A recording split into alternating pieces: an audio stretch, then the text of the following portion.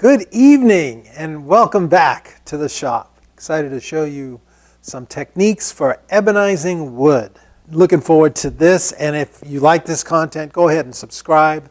We love to connect with you, and if you really want to get connected with us, go to our website, epicwoodworking.com, and get on our mailing list there, and that's where you get to know everything that's going on. All right, so ebony. We talk about ebonizing wood. It's a very sophisticated process. Actually, you're just staining wood black, okay? It's not that complicated. But there are a lot of variations in applying it and the kind of results you get. And also, there's a kind of ease or difficulty with some of the techniques, and there's also the expense factor. So you can do this really cheaply, or you could spend a little more money and get a pre-made thing. So I'm going to show you a few options. There's lots of ways, but this will give you some idea of the process if you haven't already done it. Now, let's just look at some real ebony to start off. I love ebony. Now, there's two primary types of ebony, macassar and gaboon. Macassar has the brighter stripes, like a golden yellow stripe interspersed. So that's what you see a lot on, if you've seen any Art Deco pieces lately, like the Ruhlman was famous for using macassar ebony. It's an awesome looking wood, but very, very noticeable with the stripe color. Gaboon, on the other hand, is jet black. There are some lighter streaks you can see here, but this is a piece of solid gaboon ebony. And when you wet it or stain it, it basically really goes black like that. So it's not something you use in large quantities. It's pretty much an accent wood. It's expensive, and it's very kind of hard to find and rare enough that, and difficult to harvest. It's probably good not to be using a whole ton of it.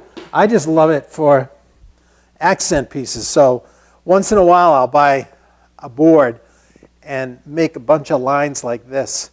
So this is a solid ebony line, similar to the one that I put around this tabletop. You can see that dark line of ebony. I love that application and approach with woods like this Cuban mahogany, because there's something about the black that creates this shadow. It accentuates and makes the colors pop.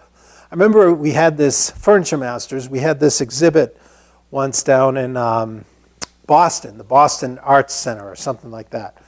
It was probably 15 years ago at least.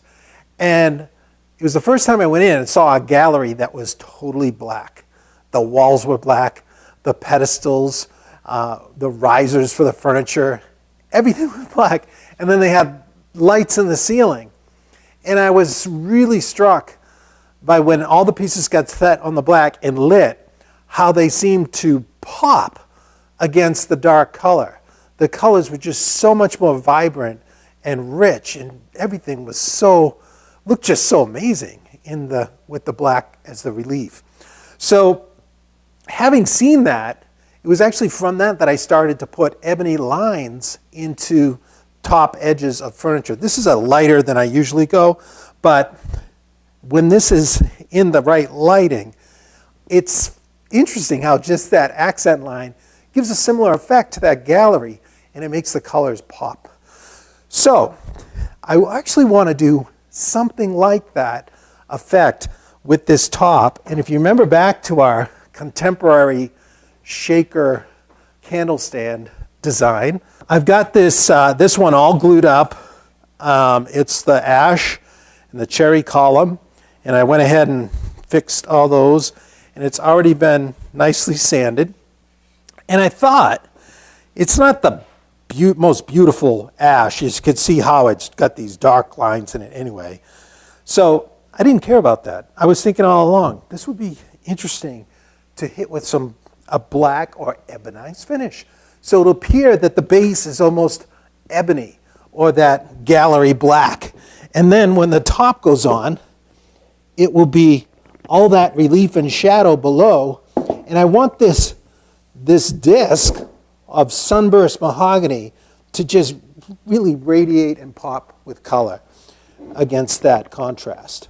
All right, so I'm going to set this aside for a few minutes and show you a few different ways of creating an ebonized finish. So let's get started. Now, there are pre-mixed, you can get your pre-mixed ebony stains, or you can mix them yourself. I'm going to show you a couple different varieties of each. So in the pre-mix category, here's one. This is actually a heavy-bodied stain. It's actually called a glazing stain. And usually it's not even used directly on the wood. I have not even tried this as a base stain like for this ebonizing process. So I thought we would use this as our first sample. And then we'll go to our, we'll go to some other types. Now, glazing stain is, let me show you what the consistency is. It's usually used to create an antique effect on wood.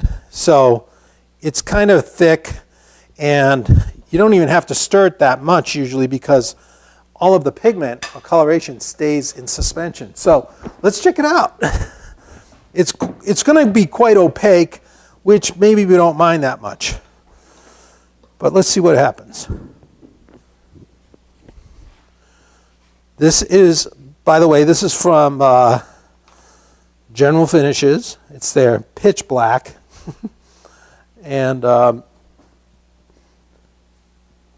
see how it works. I think we have that link. All the links to the products Tom is using tonight are in the description already. Yeah, so this is water-based. Most of the glazing stains I've used are actually oil-based. So, but this dries, seems to dry pretty quickly. I'm just going to go right in this quadrant with the glazing stain and see what happens. I already can see that I'm seeing a lot through it. Now, the way glazing stains work, they usually go between layers of top coat finish. You'll put on like a sealer, usually shellac, something like that, maybe a sanding sealer.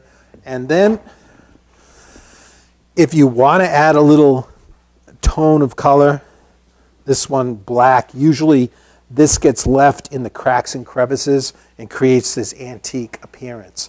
And you wipe it on, and you leave it on for a little bit, and then you come back and you wipe it off, leaving behind, you might want to look at this now. I'm going to start wiping it off.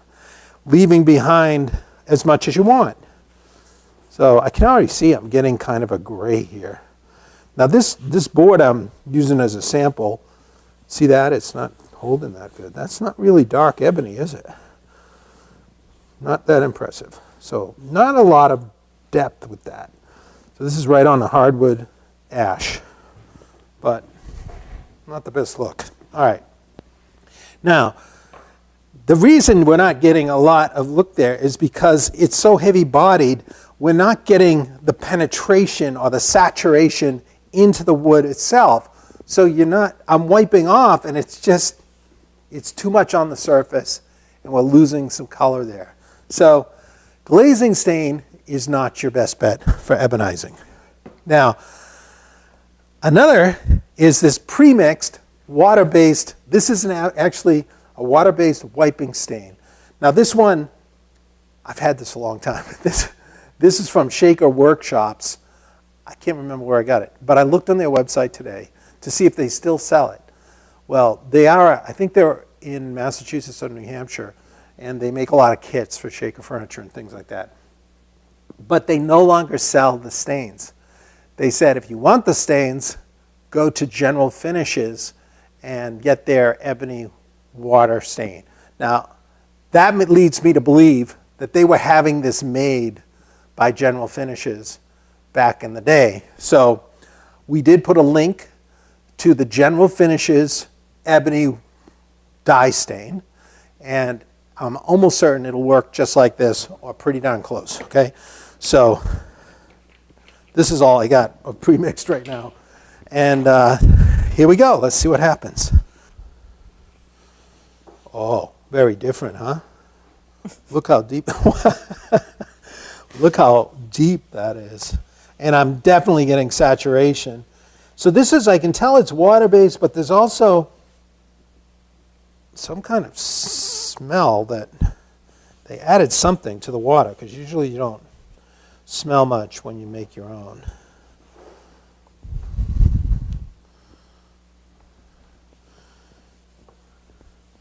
So the thing is, we're going to see what one application does, but you can, of course, do this with 2 applications. You'll get a little better with each go-around. I definitely don't think much of the gel stain to this point, but all right, so there we go. I'm just going to even it out a little bit. That looks pretty nice. All right, so that's pretty nice ebonizing there. Now, because this is a water stain and it's a dye, it seems like there's maybe a little pigment in there. Pigment is just like a colored powder, where the dye is more translucent, like you dye clothes. You just don't see anything. The nice thing about this is that I want to stay able to see the grain pattern.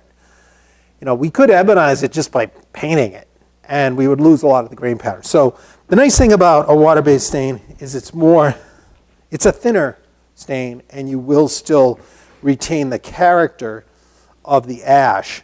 What's nice about it is with the ebonizing, you lose the fact that there's this dark streak coming through the wood. Now, what about making your own? So that's pre-mix. This, by the way, it's not cheap to buy this stuff. This one was $16, and I got that probably about 2 or 3 years ago. So that's not bad, but you end up with but that is glaze anyway. This stain is $7.50, but that was a while ago. I think if you buy it online now, a quart of it is about $25 or something like that.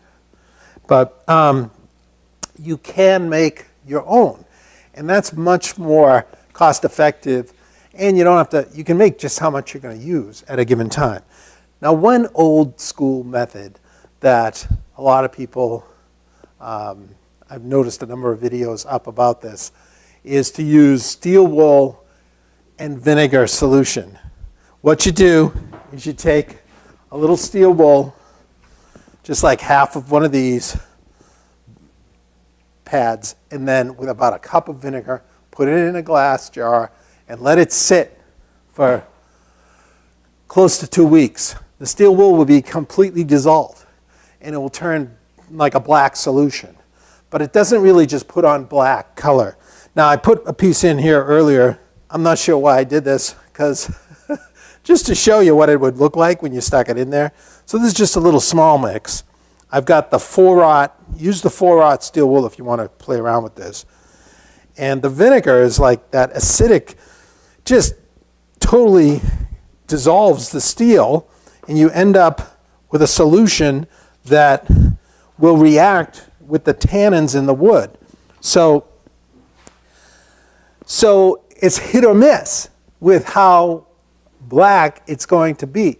It's great on oak, where oak is really tannin-rich wood. So when you wipe it on there, it'll be gray, and then what happens is it's a chemical reaction. So it goes on, it sits there, and then it reacts, and you watch it just go darker. So it's pretty interesting to play around with, but it's kind of a hassle make, and you know, it's cute, but it wouldn't work consistently on all woods. I meant to look up the tannin content in ash, because I'm not sure how it would react on ash. Maybe somebody could check that out. How high are the tannins in ash? Has anyone tried that technique on ash? So anyway, I don't have that to show you, but just wanted you to know that's an option. You weren't thinking about this 2 weeks ago, huh? No. I should have put some. To be ready? I should have put some on the shelf.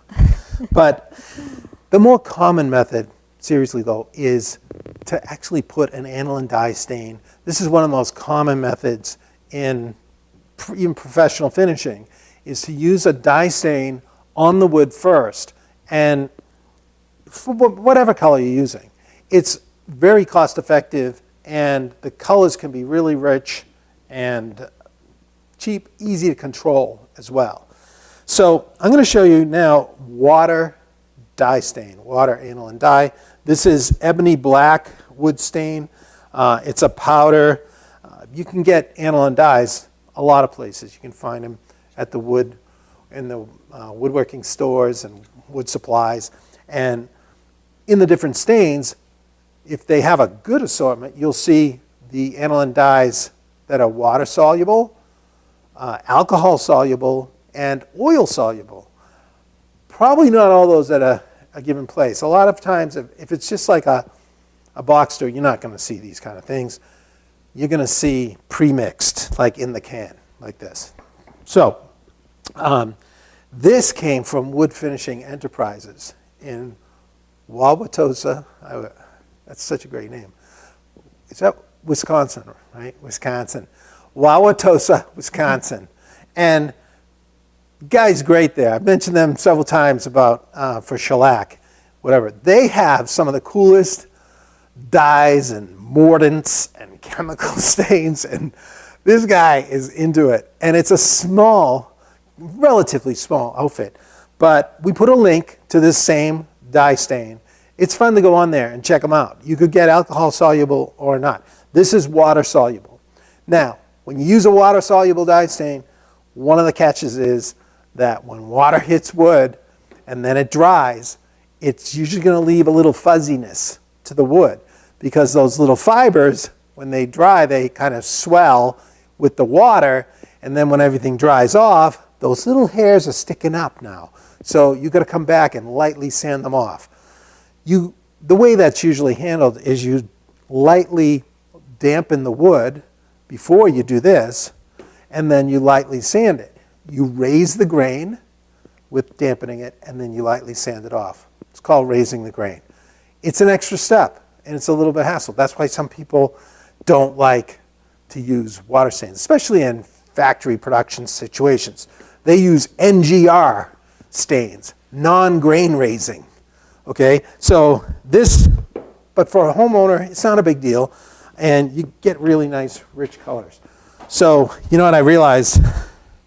I did not even raise the grain of this, so it's going to raise. Now, what I did was I just mixed, for this one, did I put what it is? Yes. I put 1 teaspoon in 8 ounces of water. So that's a darker, heavier composition than I usually go with.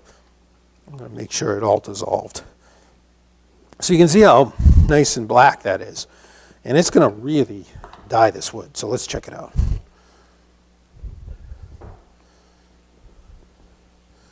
It almost looks purplish, black.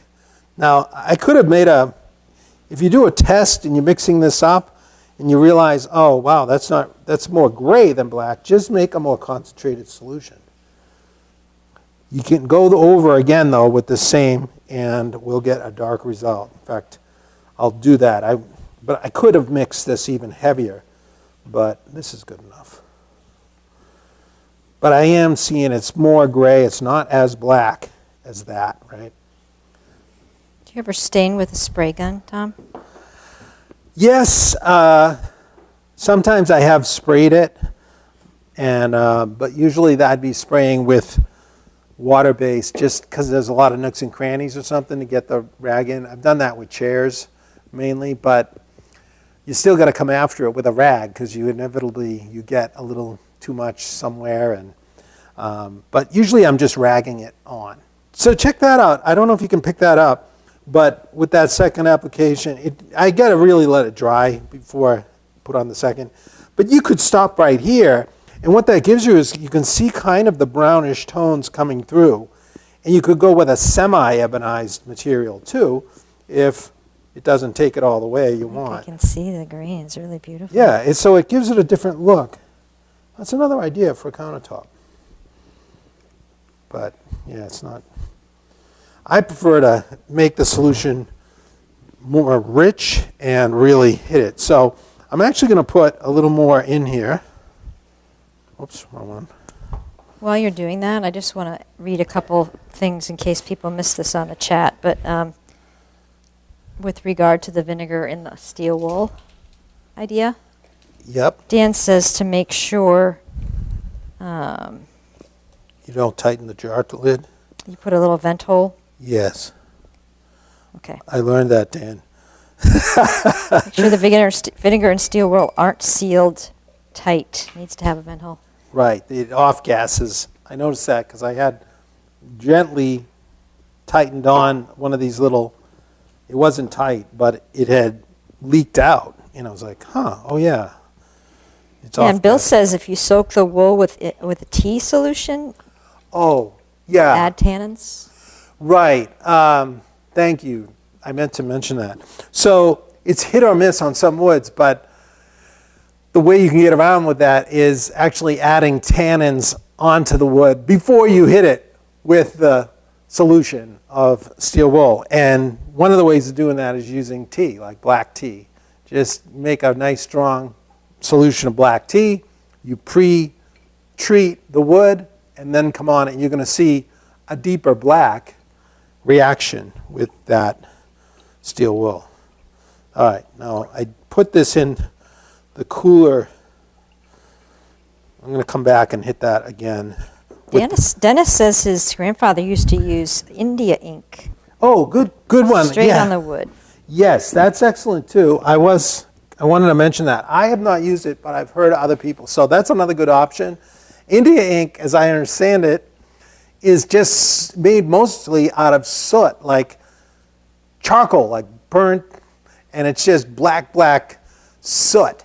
And then it's mixed usually with some type of heavier bodied finish or binder, like shellac or something like that. And so when you wipe it on, it is just jet black. But it is a little more pricey to purchase. So I think it would look a lot like we got with that General Finishes. All right, so I'm going to let that sit for just a second while I talk about the next one. This is a concentrated dye. You often see them sold as trans tints. They used to be Color FX. I don't know if they're still in business anymore. That's what this is. But trans tints are really nice. They're very concentrated dyes. They're usually from they're categorized as metallics. I'm not sure. It's some type of metal-based composition, and you can see it like when you look at the top of the. I don't know if you can see it here, but it glistens almost like chrome. See that dried stuff at the top? It almost looks. Can you see it in the light glistening? Has like that rainbow like chrome look to the coloration. So what's great about the metallics based dyes like these is they're really light fast. They don't fade like some of the water stains can fade on you. Black is not one that tends to fade a lot, but like the greens and the blues are notorious for fading. When you use a metallic like that, it's really good. Now, you can buy these. This is not black, so I can't show you. If I had some, I would. But you just put so much. They say that one of these bottles makes 2 quarts of dye stain. That would be really strong dye stain. This is great to have around, though, because you can tint shellac. It's alcohol soluble. It's water soluble. And it's also like lacquer thinner soluble. It doesn't mix with paint thinner, so it won't dissolve or mix evenly in. So it just doesn't work there. But I use colors a lot if I want to tint a shellac with a spray gun and just tone over. But as far as the black goes, you could buy this. These are not cheap though. We put a link to the trans tint in the black, and I think it's about 25 bucks with the shipping on Amazon. They last a long time though, generally. So that's another good option. You could just mix your own stain almost like I did with that water-based stain, and you'd mix that up. You can make a ton of stain with a bottle like this. And when you go on that Wood Finishing Enterprises site, you're going to see how cheap it is. It's very economical to use water stains. And like I said, you just mix up how much you need because it does go bad over time. All right, so let's get on to the next one. And this is from a kind of obscure place, but this is another fun website to go on to look at interesting colorants and a resource. This place is called Kramer Pigments.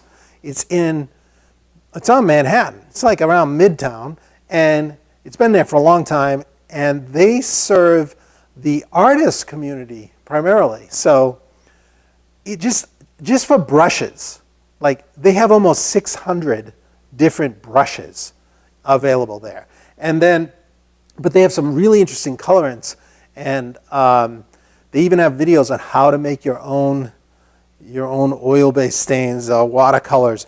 You can buy the premix, but it's really old school what they have there. But one of the things they have there is this nigrosine. It calls nigrosine. We put a link also in the description to this.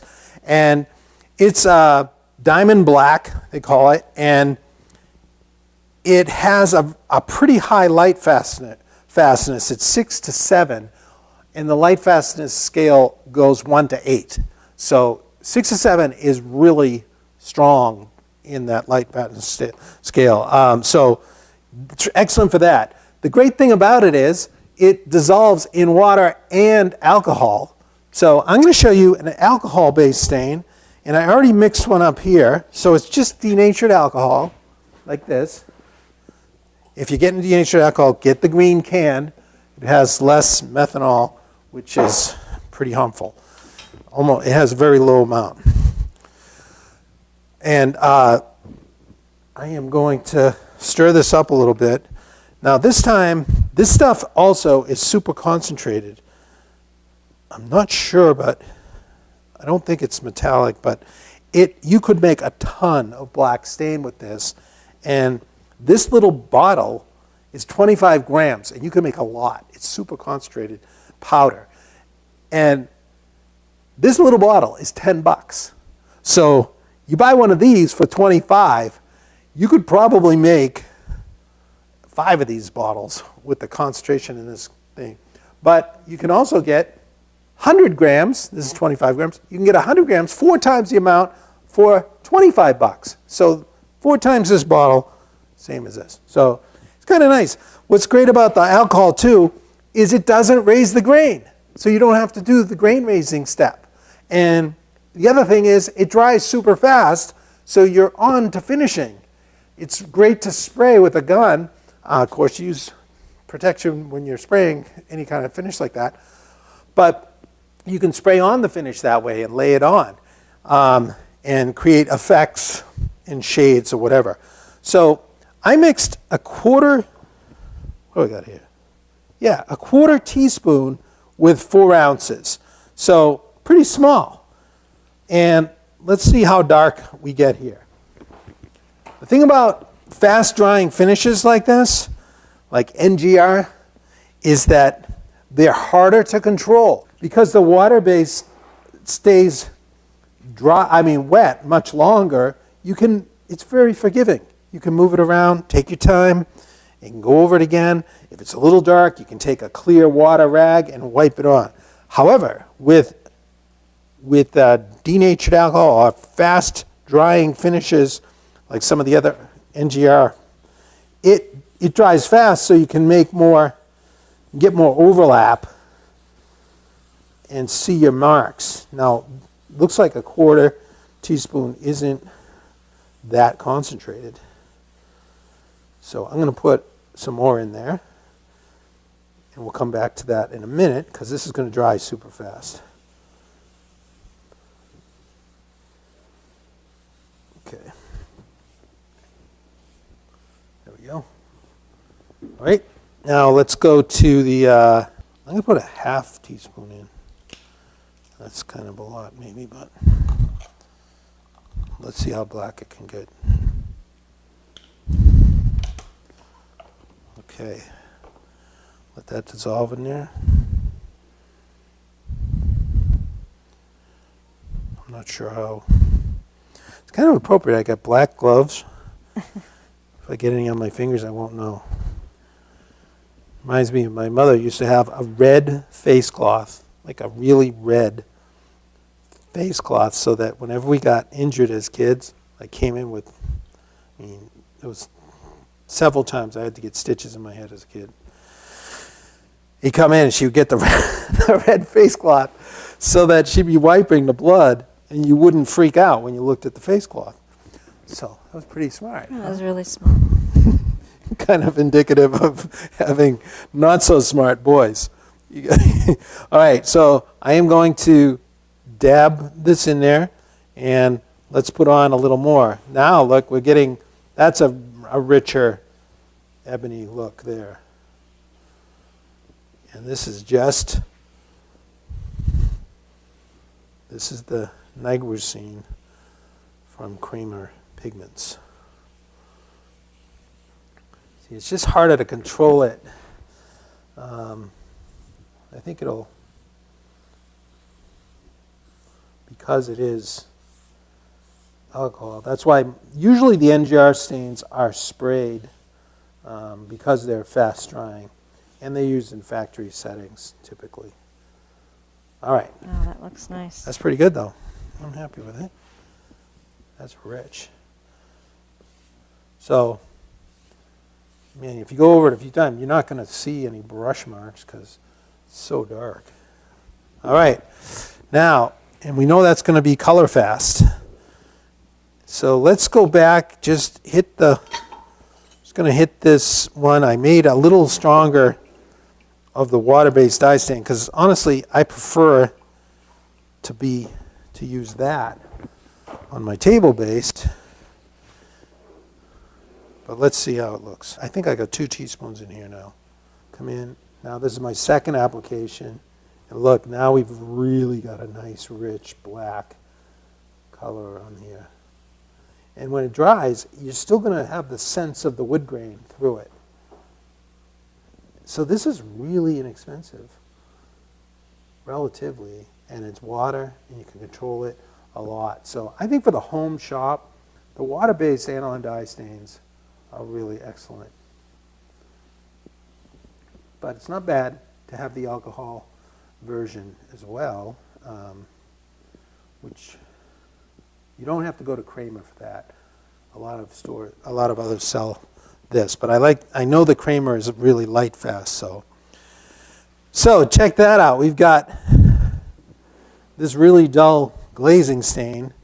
We've got the General Finishes dye stain here. That's a super, I think that's, well, that's the Shaker one here. And that looks really nice and dark too. I'm going to actually hit this with a blow dryer, and let's see. It's a good time if there are any questions or comments. Any need to filter the dye liquids before applying, either with spray gun or a cloth? It's a good idea because sometimes you don't get full dissolving. I pretty much, if I was pouring this into a gun, I would just have one of those fine painter mesh cones, and I pour it into my gun to spray. When I'm wiping, I don't worry because if it didn't dissolve, it's at the bottom. When you do dissolve with aniline dye water stains, you should use hot water to dissolve it. So I'll come up like a quarter of the way, get it, make sure it's dissolved in the hot water, and then you can fill it up with, cooler water, whatever. It doesn't have to be boiling hot, just warm. It'll definitely dissolve it easier. But yeah, that's a good question. So let's just see what happens. Let's hit this with a top coat on now here so we really see what they look like, because one of the things that you'll discover in finishing is if you use aniline dyes for the first time, or almost any dye, is if you look at that, they all have, I tried to dry this. Obviously, if you're using water-based stains, it's good to wait. I usually wait overnight, but you can accelerate things with a heat gun. You just got to be careful. But when you wet it, when it's wet and you're wiping it on, that color you see while it's wet is how it's going to look with a top coat of finish on it. So these looked really jet black, but now that they've dried a little, this looks a little less black and starts to look a bluish tint over here. And don't let that fool you, because finishes, once they dry, and they have no top coat on them, stains are notorious for not looking like it's going to be when you put the top coat on. So just trust the wet look when you're applying it. That's what it's going to probably look like. So I'm going to just brush a little shellac on here. Not sure if these are dry enough, but whatever. I know this one is alcohol soluble, so it's actually going to not work quite as well with the shellac. That's why I'd rather brush that on. I'm not getting any black on my brush, so I'm not even going to do the glaze. All right, so we can kind of see what we got here. So check it out. I'm not going to do it all, but you can see the difference in color of the dry stain against the finished. So this just has that thin coat of shellac. I'm seeing kind of white speckling here. It's not like that water-based dye stain didn't really saturate down into the pores. The alcohol base definitely did. It's got kind of a bluish look. I would let it dry and do more coats, and then there have been times when I've done something like this and I go, oh, that's not quite black enough. So that's where having another angle to come at it, where you dissolve some alcohol soluble, or this also dissolves into lacquer thinner, and there are oil-based finishes. You can actually put black into one or two of your coats of finish.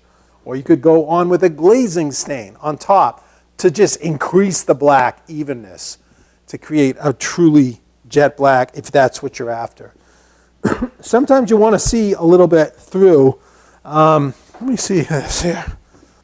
The water base, actually, you can tell you're going to have to do more with that. However, this one here looks pretty nice. I think I'm going to just, rather than fuss with the alcohol unevenness, I'd rather spray that.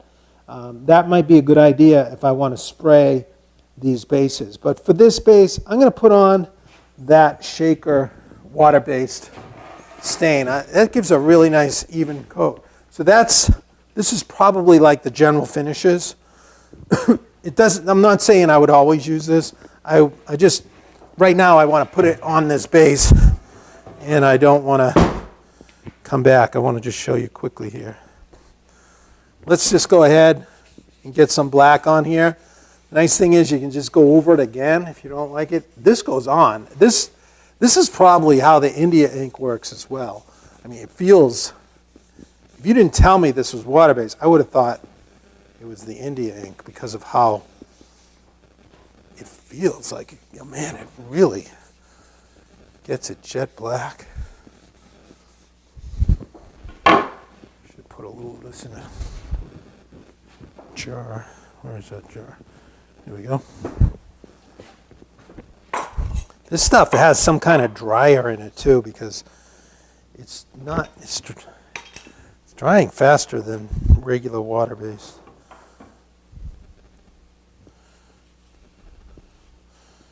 Yeah, I'm eager to see how this looks under the table. See those little cuts I had to make? Can you see in there? Created this interesting little triangulation pattern where I made that cut, relief cut, so that point would be up. Mm-hmm.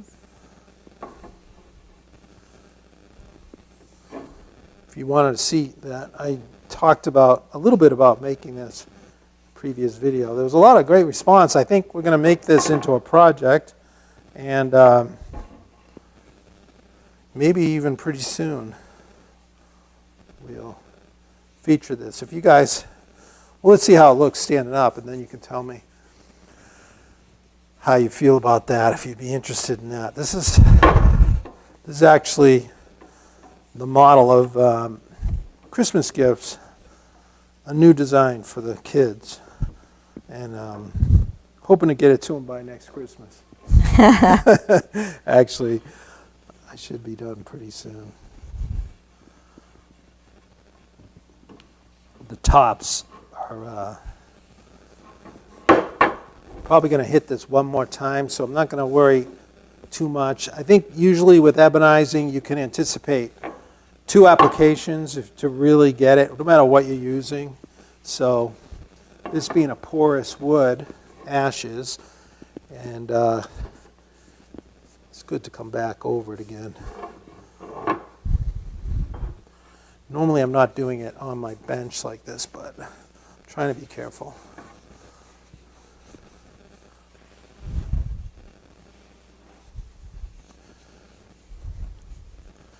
That's looking pretty sweet. It's a little more here. I'm wiping it off. John says a nice thing about using aniline dyes is that if you don't like the color, household bleach will remove it completely. Oh, is that right? I've never tried the bleach. Usually if I didn't like it a little, I would just come at it with a clean water rag, you know, and it would weaken it. But I've never really had to do that much. But bleach, yeah, that's interesting. Household bleach, yeah, that probably wouldn't. I've never heard that trick.